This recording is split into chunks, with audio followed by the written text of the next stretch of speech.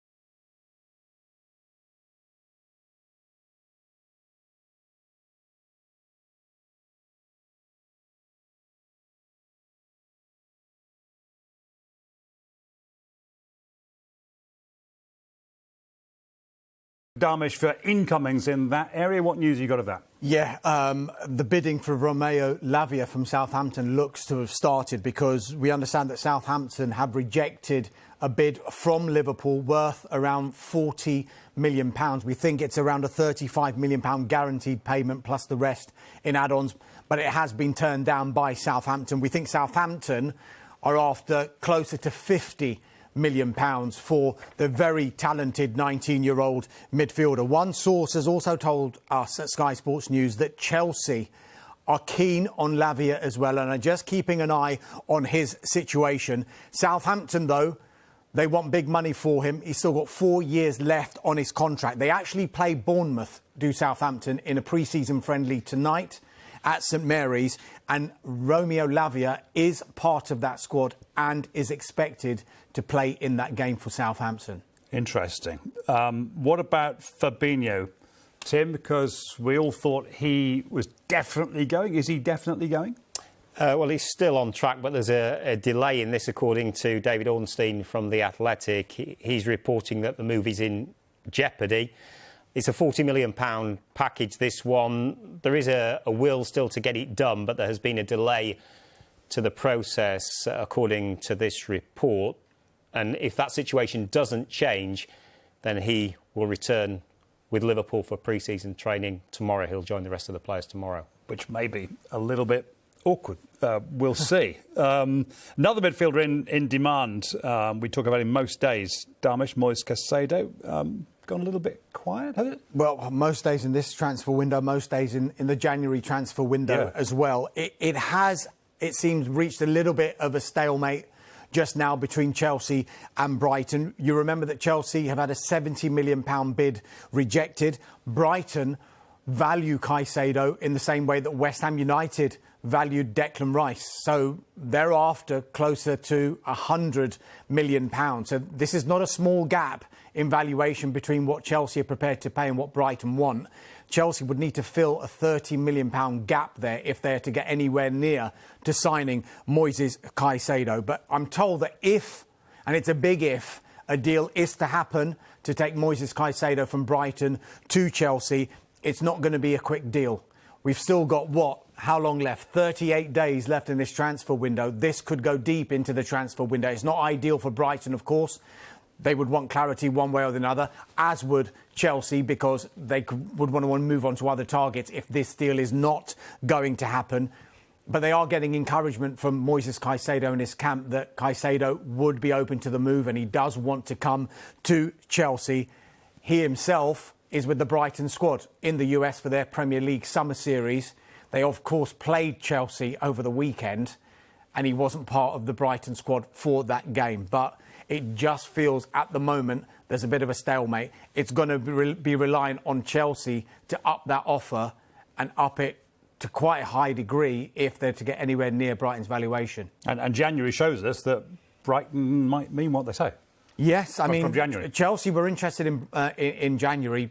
Arsenal went all out to try and sign Caicedo. They made 2 bids, the latest of which was worth around £70 million, including add-ons.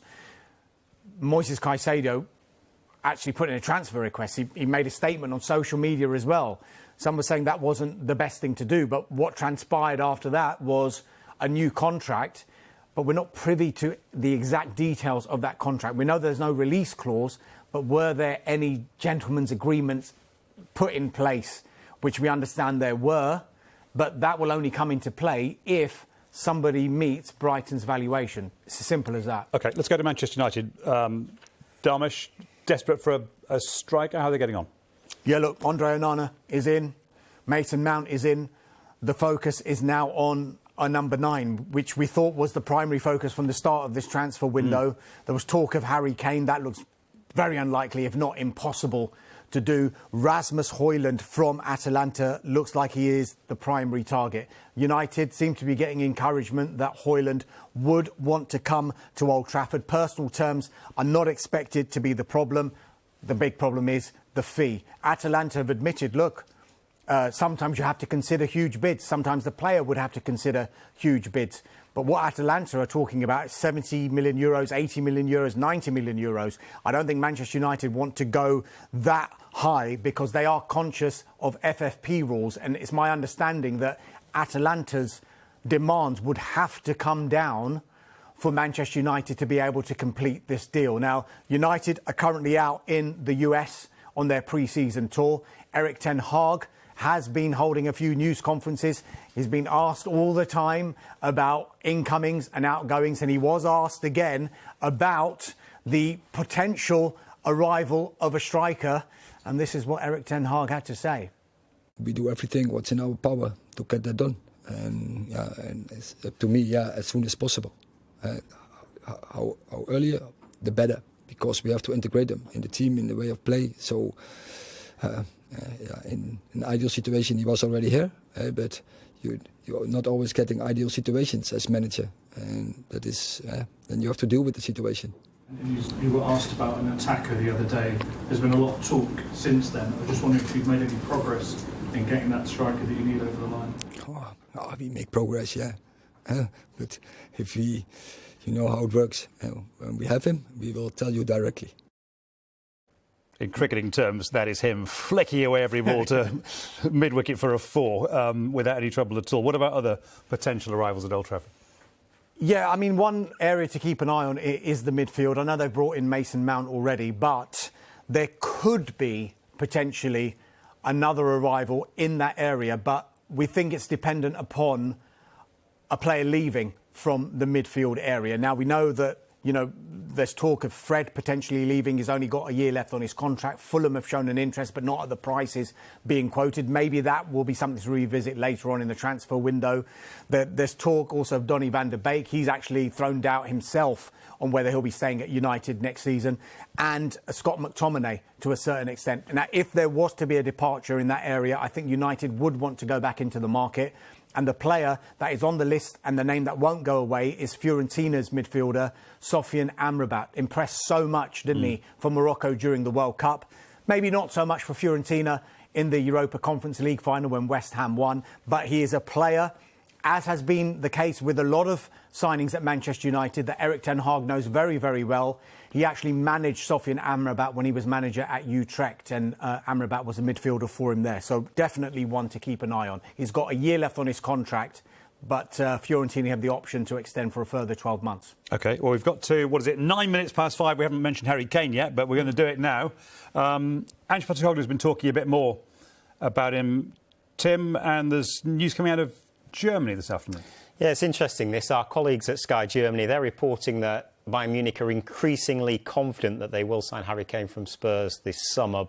They believe he'll become a Bayern player if they can agree a fee with Spurs. And that is, of course, a big if. Our colleague Florian Plettenberg is reporting that Bayern's chief executive Jan Christian Driessen and the technical director Marco Nepp want to meet Daniel Levy this week, preferably for face-to-face talks. But Ange Postecoglou was asked about this overnight in Singapore, and he says nothing has changed from 2 days ago. I suspect this will roll on, and Ange Postecoglou will probably be giving quite a similar response over the course of the next few days and possibly weeks. As far as Tottenham are concerned, the worst case scenario is Harry Kane leaving Tottenham. They don't want that to happen. But the best case of that worst case would be to get close to £100 million, but from a club that's playing their football in Europe. They don't want to entertain anything Premier League related. They do not want to sell to a Premier League rival, and hence why these talks are open with Bayern Munich, simply because they don't want a situation, Tottenham, that come 11 o'clock on September the 1st, when that window is closed, that Harry Kane is still a Tottenham player and he hasn't signed a new contract at Tottenham, because that then opens up the possibility that this time next year he can join anyone he wants for no money at all, and that opens up the Premier League avenue as well. Do you think there's any possibility, either of you, that he moves to another Premier League club? Or is that zero? Tim, what do you think? Well, you never say never, but it looks very unlikely. And I think with this Kane situation as well, will there be a deadline?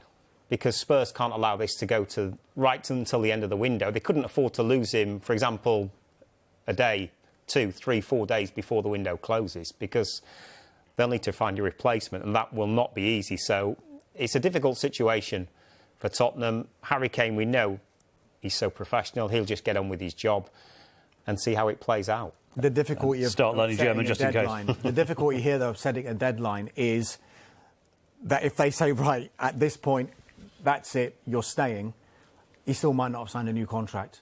And that's the big cloud hanging over Tottenham just now. There's nothing to say that Harry Kane won't sign a new contract in the middle of next season, because he sees Ange Postecoglou doing a great job and he sees a lot of potential at Tottenham. But can Tottenham take that risk? It doesn't appear to be the case that they can, because the situation they find themselves in is the potential loss of £100 million is how they value Harry Kane. So come September the 1st, if he's still there and hasn't signed a new contract, that's the potential loss that they're going to make. And I don't think they want to take that risk. OK. Just another word about Tottenham. One player looks like he is going to be moving on. Well, yes. From the outset, yes. Tottenham have accepted... That was a very small yes. Yeah. Tottenham have accepted a bid in the region of €15 million. That's a tad over £12 million from Spartak Moscow for their defender, Davinson Sanchez. Now, the Tottenham boss, Ange Postecoglou, overnight, when he was talking about Harry Kane, also talked about other players who could potentially depart.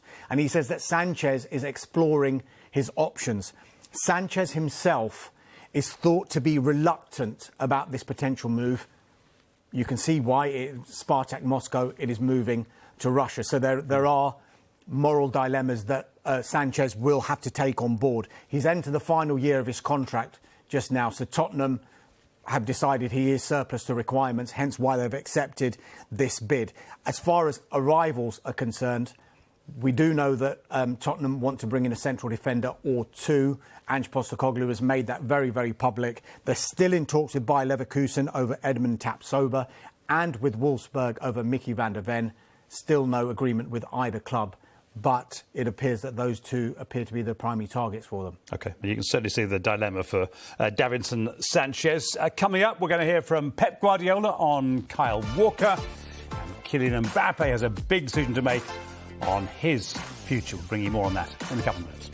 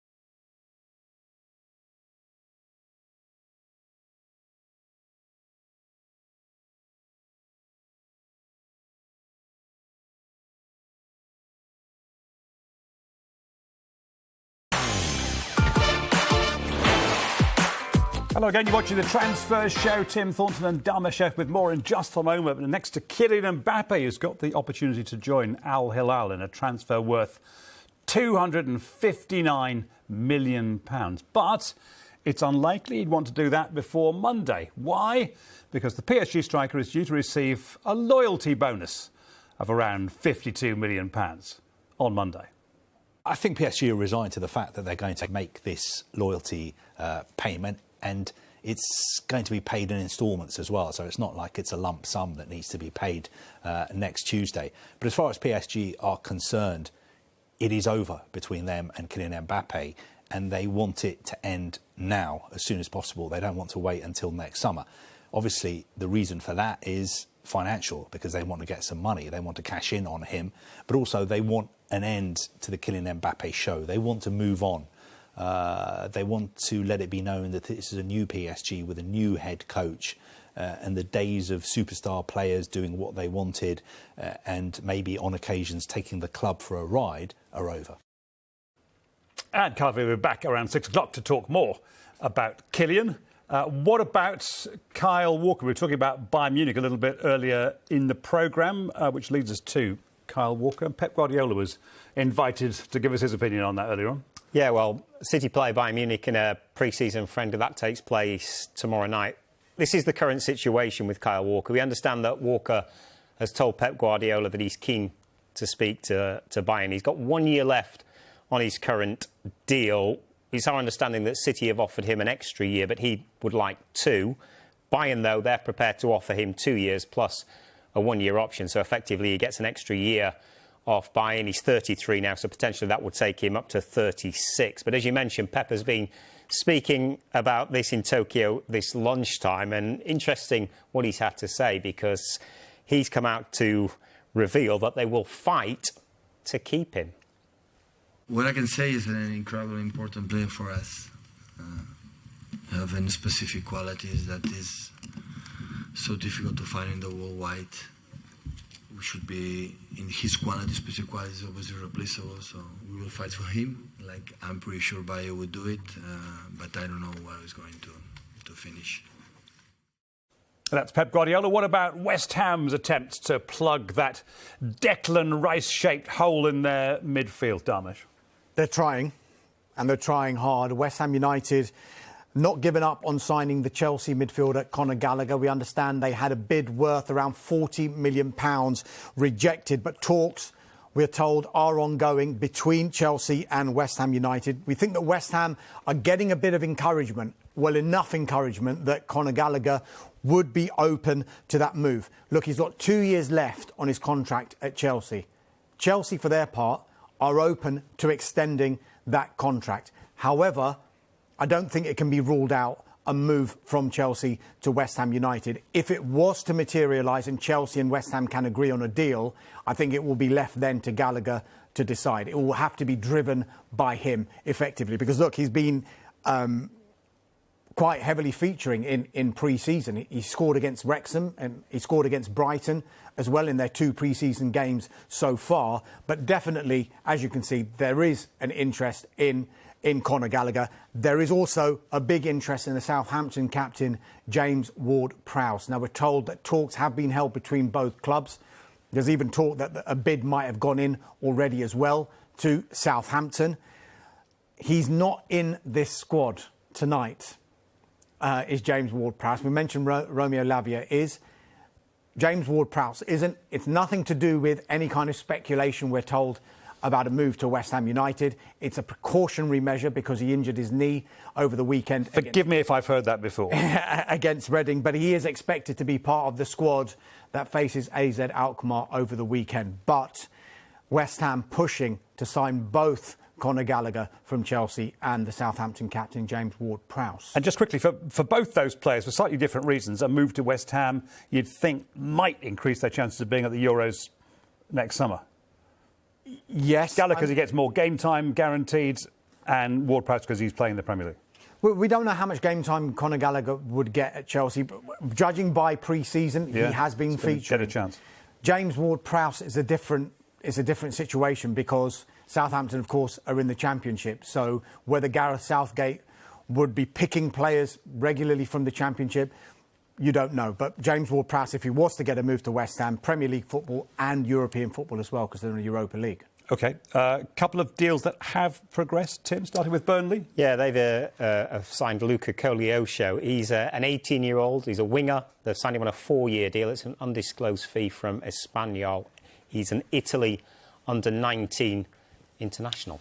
And Brighton closing in on a centre-back? Yeah, Brighton have got a verbal agreement with Fiorentina for central defender Igor Giulio. Now, this will be a €17 million deal. He's having a medical today. What's interesting with this, Darmish, is what does it mean for Levi Colwill? Because we know that he was so impressive at Brighton, but Mauricio Pochettino has made it clear, hasn't he, that he's a big part of his plans for the new season. So, yeah, Brighton desperate to sign Levi Colwill, and I think they were trying to put that into the bargaining with regard to Moises Caicedo, but Mauricio Pochettino has been very, very strong in pre-season, and Colwill has been playing in pre-season as well.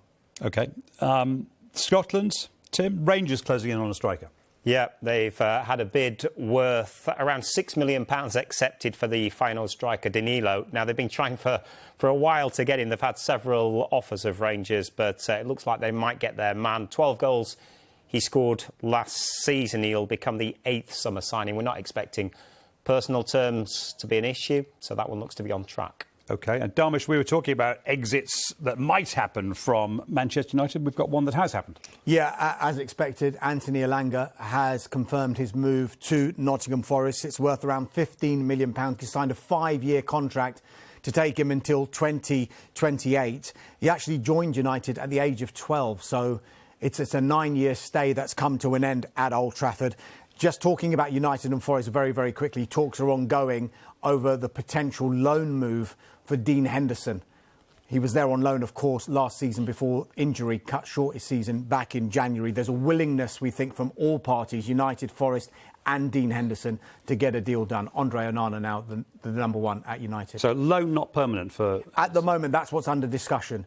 It could turn into a permanent, it could be a loan with an obligation, but as it stands, that's the deal that's under discussion. Darmish, Tim, thanks very much indeed. Both of those two excellent gentlemen back with Clinton Morrison for the Transfer Show at 7 o'clock. We're back in a few minutes with more Sky Sports News, looking ahead to the final Ashes Test and the Women's World Cup. Stay.